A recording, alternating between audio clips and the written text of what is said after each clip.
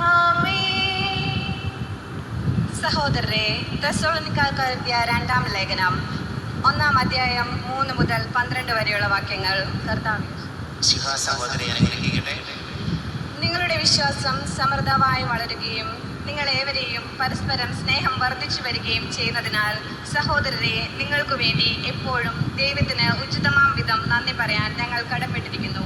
അതിനാൽ നിങ്ങളിപ്പോൾ സഹിച്ചുകൊണ്ടിരിക്കുന്ന എല്ലാ പീഡകളിലും ദുരിതങ്ങളിലും നിങ്ങൾ പ്രകടിപ്പിക്കുന്ന സ്ഥൈര്യത്തെയും വിശ്വാസത്തെയും കുറിച്ച് ദൈവത്തിൻ്റെ സഭകളിൽ വെച്ച് ഞങ്ങൾക്ക് തന്നെ അഭിമാനിക്കാറുണ്ട്. ദൈവരാജ്യത്തിനു വേണ്ടിയാണല്ലോ നിങ്ങൾ കഷ്ടപ്പാടുകൾ സഹിക്കുന്നത്. ആ ദൈവരാജ്യത്തിന് നിങ്ങൾ അർഹരാക്കപ്പെടണമെന്ന ദൈവത്തിൻ്റെ നീതിപൂർവകമായ നിശ്ചയത്തിനുള്ള തെളിവാണിവയെല്ലാം.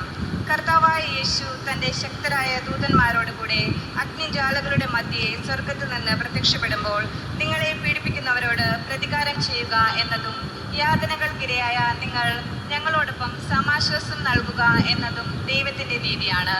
അപ്പോൾ അവൻ ദൈവത്തെക്കുറിച്ച് അജ്ഞത പുലർത്തുന്നവർക്കും നമ്മുടെ കർത്താവായ യേശുക്രിസ്തുവിൻ്റെ സുവിശേഷം അനുസരിക്കാത്തവർക്കും എതിരായി പ്രതികാരം ചെയ്യും.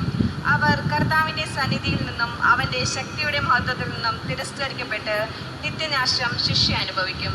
കർത്താവ് തൻ്റെ വിശുദ്ധരിൽ മഹത്വപ്പെടുത്തുന്നതിനും ഞങ്ങൾ നിങ്ങൾക്ക് നൽകിയ സാക്ഷ്യം മുഖേന വിശ്വാസികളായവരിലൂടെ